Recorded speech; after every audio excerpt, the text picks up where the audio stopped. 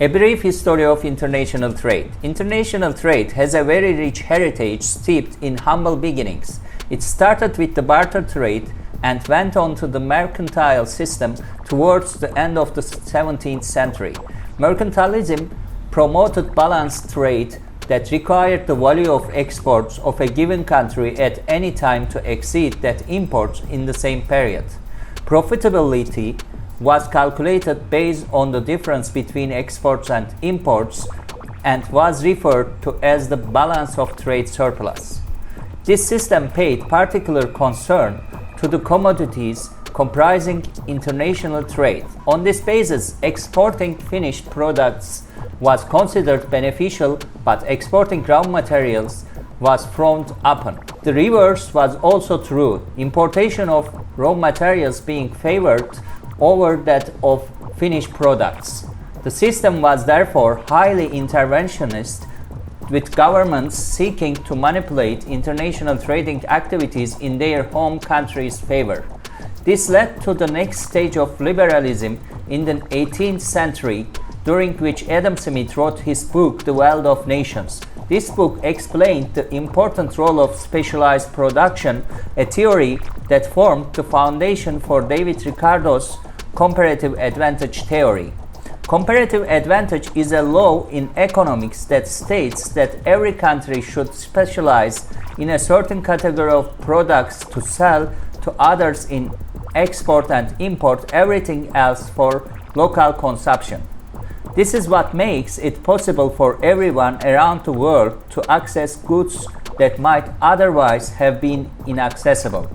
These were essential steps in the bringing the mercantilist system to an end and ushering the world into a new economic era.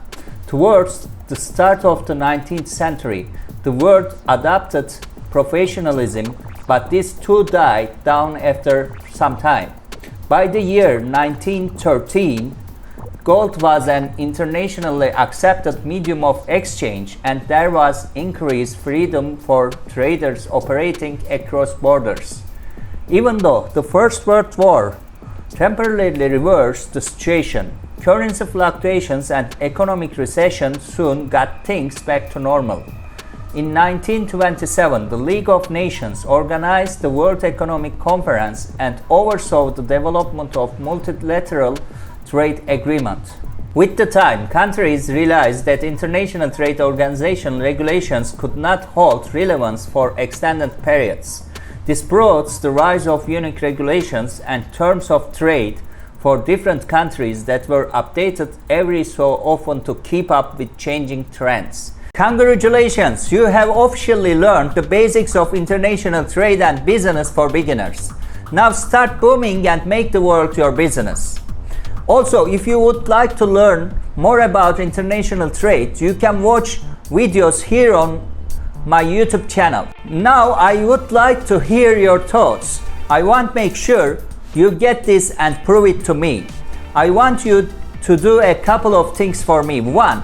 Hook me up with a thumbs up, and number 2, comment below with an I get it. I just want to make sure you understand these basic subjects of international trade and business, because they are underlying foundation behind all the scenes of import-export works.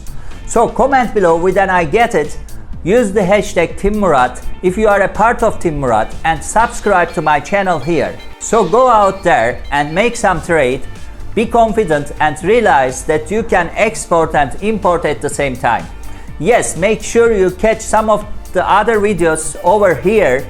We got some good stuff coming your way, so make sure you subscribe to my channel here. Thanks again. Click over here to keep going. Bye.